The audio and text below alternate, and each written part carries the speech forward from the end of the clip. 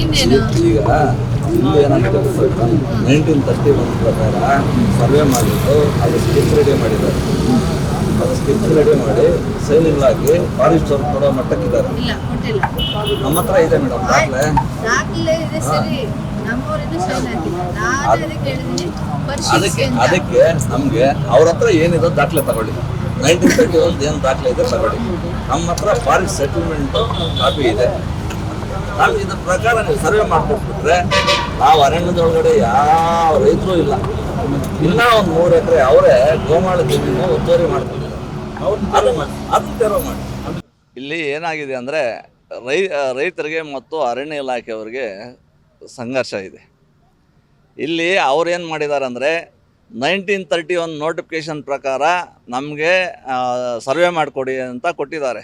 ಅದಕ್ಕೆ ಯಾವುದೇ ಸಂಬಂಧಪಟ್ಟಂಥ ದಾಖಲೆಗಳನ್ನು ಅವರು ಕೊಟ್ಟಿಲ್ಲ. ನಾವು ಏನು ಮಾಡಿದ್ವಿ, ರೈತರೆಲ್ಲ ಹೋಗಿ 20 ದಿವಸದ ಹಿಂದೆ ಜಿಲ್ಲಾಧಿಕಾರಿಗಳಿಗೆ ನಾವೊಂದು ಮನವಿಯನ್ನು ಕೊಟ್ವಿ. 1941 ನೋಟಿಫಿಕೇಷನ್ನು ಫಾರೆಸ್ಟ್ ಸೆಟಲ್ಮೆಂಟ್ ಆಗಿದೆ ಸರ್, ಅದಕ್ಕೆ ಸಂಬಂಧಪಟ್ಟಂಗೆ ದಾಖಲೆಗಳೆಲ್ಲ ಇದೆ ನಮ್ಮ ಹತ್ರ, ಇದ್ರ ಪ್ರಕಾರ ನಮ್ಗೆ ಸರ್ವೆ ಮಾಡಿಸ್ಕೊಡಿ ಅಂದರೆ ಇದ್ರ ಬಗ್ಗೆ ಕ್ರಮ ಕೈಗೊಂಡಿಲ್ಲ. ಈಗ ಏಕಾಏಕಿ ಏನು ಮಾಡಿದ್ದಾರೆ ಅಂದರೆ ಒಂದು ನೋಟಿಸ್ ಕೊಟ್ಟಿದ್ದಾರೆ ನಿನ್ನೆ ರೈತರಿಗೆ. ನೀವು ಹೃದಯ ರೋಗ ಮತ್ತು ಹೃದಯ ಶಸ್ತ್ರಚಿಕಿತ್ಸೆ, ವ್ಯಾಸ್ಕುಲರ್ ಶಸ್ತ್ರಚಿಕಿತ್ಸೆ, ಸಮಗ್ರ ಹೃದಯ ಆರೈಕೆ ಸೇವೆಗಳಿಗಾಗಿ ನಿಮ್ಮ ವಿಶ್ವಾಸಾರ್ಹ RL Jalappa Narayana heart centre, STUMC campus, Tamaka, Kolar. 180030090309. 28 ಗಂಟೆಗಳೊಳಗಡೆ ನಿಮ್ಮಲ್ಲಿರೋ ದಾಖಲೆಗಳನ್ನ ನಮಗೆ ಕೊಡದೇ ಇದ್ದರೆ ನಿಮ್ಮ ಮೇಲೆ ಶಿಸ್ತು ಕ್ರಮ ಕೈಗೊಳ್ತೀವಿ ಅಂತ ರೆವಿನ್ಯೂ ಇಲಾಖೆಯವರು. ಅಲ್ಲಿಗೆ ಇವರು ಏನೋ ಫಾರೆಸ್ಟ್ ಅವ್ರ ಜೊತೆ ಇವ್ರು ಸೇರ್ಕೊಂಡಿದ್ದಾರಾ, ನಮ್ಗೆ ತೊಂದರೆ ಮಾಡ್ತಾ ಇದ್ದಾರಾ ಏನು ಅಂತ ಅರ್ಥ ಆಗ್ತಾ ಇಲ್ಲ. ಜಿಲ್ಲಾಧಿಕಾರಿಗಳು ತುಂಬ ನಮಗೆ ನಿಮ್ಮ ಜಮೀನುಗಳು ನಿಮ್ಗೆ ಉಳಿಯುತ್ತೆ, ನೀವೇನು ಗಲಾಟೆ ಮಾಡಬೇಡಿ ಎಲ್ಲ ಹೇಳ್ಕೊಂಬರ್ತಾಯಿದ್ರು. ಆದರೆ ನಾವು ಕೊಟ್ಟು 20 ದಿವಸ ಆಗಿದೆ. ಇದನ್ನು 1941 ನೋಟಿಫಿಕೇಷನ್ ಪ್ರಕಾರ ಸರ್ವೆ ಮಾಡಿದ್ರೆ ಯಾರೂ ಅರಣ್ಯದಲ್ಲಿಲ್ಲ. ಅರಣ್ಯದಲ್ಲಿ ನಾವಿಲ್ಲ ಅಂದಮೇಲೆ ನಮ್ಗೆ SIT ಏನಕ್ಕೆ ಬೇಕು, ಆಮೇಲೆ ನಮ್ಗೆ ನೋಟಿಸ್ ಯಾರು ಕೊಡೋವಂಥ ಅವಶ್ಯಕತೆ ಇದೆ, ಏನು ಇರಲ್ವಲ್ಲ. ಅದಕ್ಕೆ ಸರ್ವೆ ಮಾಡಿಸಿ ಒಂದು ಜಾಯಿಂಟ್ ಸರ್ವೆ ಮಾಡೋಕ್ಕೆ ನಾವು ಹೈಕೋರ್ಟಿಂದ ಆದೇಶ ತಂದಿದ್ದೀವಿ, ಅದರ ಕಾಪಿನೂ ಹಾಕಿದ್ದೀವಿ. ಆಮೇಲೆ ಫಾರೆಸ್ಟ್ ಸೆಟಲ್ಮೆಂಟ್ ಆಗಿರೋ ಕಾಪಿನೂ ಹಾಕಿದ್ದೀವಿ. ಇಷ್ಟೆಲ್ಲ ಹಾಕಿನೂ ಇವರು ನಮಗೆ ಅದು ಜಾಯಿಂಟ್ ಸರ್ವೆ ಮಾಡಿಕೊಡ್ಲಿಲ್ಲ ಅಂದರೆ ರೈತರು ತೊಂದರೆ ಮಾಡ್ತಾಯಿದ್ದಾರೆ. ಅದಕ್ಕೋಸ್ಕರ ನಾವು ಅನಿರ್ದಿಷ್ಟಾವಧಿ ಇಲ್ಲಿ ನಾವು ಸತ್ಯಾಗ್ರಹ ಮಾಡ್ತಾಯಿದ್ದೀವಿ ಸರ್. ಆಮೇಲೆ ಇದರಲ್ಲಿ ಈ ನೋಟಿಫಿಕೇಷನಲ್ಲಿ ಸಿ ಸ್ಟೇಟ್ಮೆಂಟ್ ಇದೆ. 1941 ನೋಟಿಫಿಕೇಷನಲ್ಲಿ ಸಿ ಸ್ಟೇಟ್ಮೆಂಟ್ ಇದೆ. ಅದರಲ್ಲಿ ಯಾವ್ಯಾವ ಹಳ್ಳಿದು ಯಾವ್ಯಾವ ಸರ್ವೆ ನಂಬರಲ್ಲಿ ಎಷ್ಟೆಷ್ಟು ಜಮೀನು ತಗೊಂಡಿದ್ದೀರ ಅನ್ನೋದು ಕೂಡ ಇದು ದಾಖಲೆ ಇದೆ. ಅದ್ರ ಪ್ರಕಾರ ಈ ಸಿ ಸ್ಟೇಟ್ಮೆಂಟ್ ಪ್ರಕಾರ ನೋಡಿ, ಇಲ್ಲಿ ಮಲ್ಲಂಡಳ್ಳಿ 10ನೇ ಸರ್ವೆ ನಂಬರಲ್ಲಿ 34 ಎಕರೆ ತಗೊಂಡಿದ್ದಾರೆ. 95ನೇ ಸರ್ವೆ ನಂಬರಲ್ಲಿ 15 ಎಕರೆ ತಗೊಂಡಿದ್ದಾರೆ. ಶಿಳಂಗೆರೆ 129 ಸರ್ವೆ ನಂಬರಲ್ಲಿ 61 ಎಕರೆ 10 ಗುಂಟೆ ತಗೊಂಡಿದ್ದಾರೆ. ಅರಳಕುಂಟೆ ಗ್ರಾಮದಲ್ಲಿ 3 ಸರ್ವೆ ನಂಬರ್ ಇದೆ. 163 127 ಎಕರೆ ತಗೊಂಡಿದ್ದಾರೆ. 161 31 ಎಕರೆ ತಗೊಂಡಿದ್ದಾರೆ. 146 12 ಎಕರೆ ತಗೊಂಡಿದ್ದಾರೆ. ಒಟ್ಟು 174 ಎಕರೆ ತಗೊಂಡಿದ್ದಾರೆ. ಅಬ್ಣಿದು ಸರ್ವೆ ನಂಬರ್ 178ರಲ್ಲಿ 7 ಎಕರೆ 12 ಗುಂಟೆ ತಗೊಂಡಿದ್ದಾರೆ. 177ರಲ್ಲಿ 56 ಎಕರೆ 10 ಗುಂಟೆ ತಗೊಂಡಿದ್ದಾರೆ. ಒಟ್ಟು 63 ಎಕರೆ ತಗೊಂಡಿದ್ದಾರೆ. ಕೋಡಿಗೆನಹಳ್ಳಿಯಲ್ಲಿ 81 ಸರ್ವೆ ನಂಬರಲ್ಲಿ 6 ಎಕರೆ 25 ಗುಂಟೆ ತಗೊಂಡಿದ್ದಾರೆ. ಅರಟಿಯಲ್ಲಿ 31 ಸರ್ವೆ ನಂಬರಲ್ಲಿ 75 ಎಕರೆ 35 ಗುಂಟೆ ತಗೊಂಡಿದ್ದಾರೆ. ಒಟ್ಟು ಇದು 428 ಎಕರೆ ಆಗುತ್ತೆ.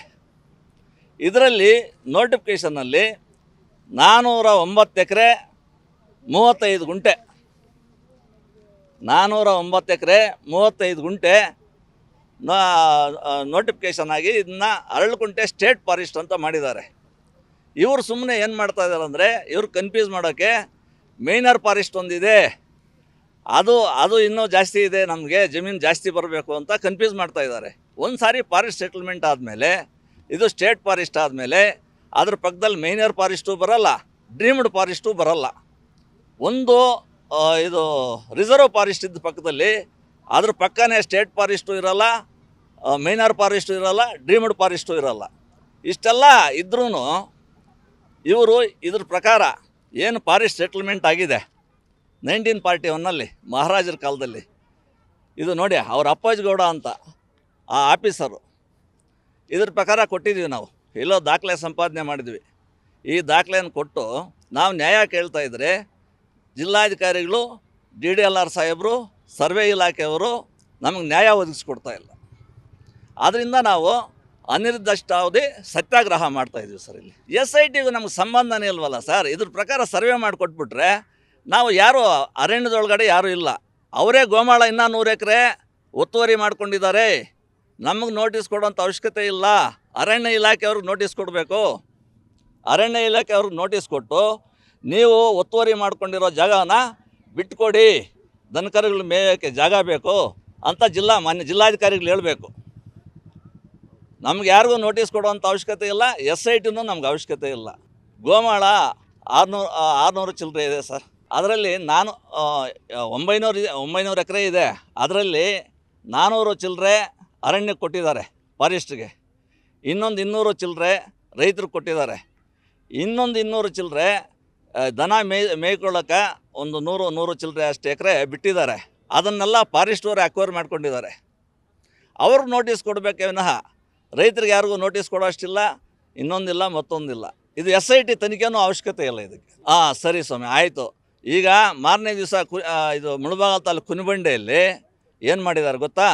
100 ಜನ ಅರಣ್ಯ ಇಲಾಖೆಯವರು ಹೋಗಿ ರೈತರನ್ನೆಲ್ಲ ಒಕ್ಕಲೆಬ್ಬಿಸಿ, ಅವ್ರ ಪಾಪ ಬೆಳೆ ಭತ್ತ ಅದು ಇದು ಬೆಳ್ಕೊಂಡಿದ್ರು, ಅಂಥವ್ರನ್ನೆಲ್ಲ ಒಕ್ಕಲೆಬ್ಬಿಸಿ ಅವ್ರಿಗೆ ರಾತ್ರಿ 2 ಗಂಟೆಯಲ್ಲಿ ಅವ್ರಿಗೆಲ್ಲ ತೊಂದರೆ ಕೊಟ್ಟಿದ್ದಾರೆ. ಅಲ್ಲಿಗೆ ಉಸ್ತುವಾರಿ ಮಂತ್ರಿಗಳು ಕೂಡ ಅವರು ಬೆಲೆ ಕೊಡ್ತಾಯಿಲ್ಲ. ಹಂಗಾಗಿ ಇವ್ರ ಮೇಲೆ ಇವರು ಏನಿದೆ, ಇವರು ಕಾನೂನು ವ್ಯಾಪ್ತಿ ಒಳಗಡೆ ಇವ್ರ ಮೇಲೆ ಕ್ರಮ ಕೈಗೊಳ್ಳಿ. ಇಲ್ಲ ಅವ್ರ ಹತ್ರ ಏನು ದಾಖಲೆ ಇದೆ ತರಿಸ್ಲಿ. 31 ನೋಟಿಫಿಕೇಷನ್ ಆಗಲಿ, ಇಲ್ಲ 41 ನೋಟಿಫಿಕೇಷನ್ ನಮ್ಮ ಹತ್ರ ಇದೆ. 1931 ನೋಟಿಫಿಕೇಷನ್ ಏನಿದೆ ಅವ್ರ ಹತ್ರ ದಾಖಲೆ ತಂದರೆ ಇದೊಂದು ಸಾರಿ ಸೆಟ್ಲ್ಮೆಂಟ್ ಆದಮೇಲೆ ಎಷ್ಟೇ ಸಾರಿ ಅದು ನೋಟಿಫಿಕೇಷನ್ ಆಗಿದ್ರು ಲೆಕ್ಕಕ್ಕೆ ಬರೋಲ್ಲ. ಇದು 1941 ಫಾರೆಸ್ಟ್ ಸೆಟ್ಲ್ಮೆಂಟ್ ಆಕ್ಟ್. ಇದ್ರ ಪ್ರಕಾರ ನಮ್ಗೆ ಸರ್ವೆ ಮಾಡಿಕೊಟ್ರೆ ಸಾಕಷ್ಟೇ, ನಾವಿನ್ನೇನು ಕೇಳ್ತಾ ಇಲ್ಲ. ಇದು ಮಾಡಿದಾಗ ಯಾರೂ ಅರಣ್ಯದೊಳಗಡೆ ಇಲ್ಲ ರೈತರು. ಇನ್ನೂ 100 ಎಕರೆ ಅವರೇ ಗೋಮಾಳದಲ್ಲಿ ಒತ್ತುವರಿ ಇದ್ದಾರೆ. ಅದಕ್ಕೆ ದಯವಿಟ್ಟು ಮಾನ್ಯ ಜಿಲ್ಲಾಧಿಕಾರಿಗಳು ಇದ್ರ ಮೇಲೆ ಕ್ರಮ ಕೈಗೊಳ್ಬೇಕು. ಆ ಕೈಗೊಳ್ಳೋವರೆಗೂ ನಾವು ಇಲ್ಲಿ ಅನಿರ್ದಿಷ್ಟಾವಧ ಸತ್ಯಾಗ್ರಹ ಮಾಡ್ತೀವಿ ಸರ್.